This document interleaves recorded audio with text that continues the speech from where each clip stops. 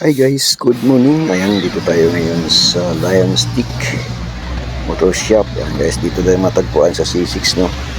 Bali nagpunta tayo dito dahil mapagawa tayo ng ating sigonyal. Nakaproblema, kaya ipaparepair natin dito guys. Mura lang ang singil nila, no.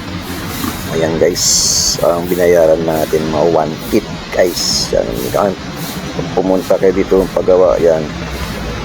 First come first serve guys. Ayan ang ilang offer. Alright.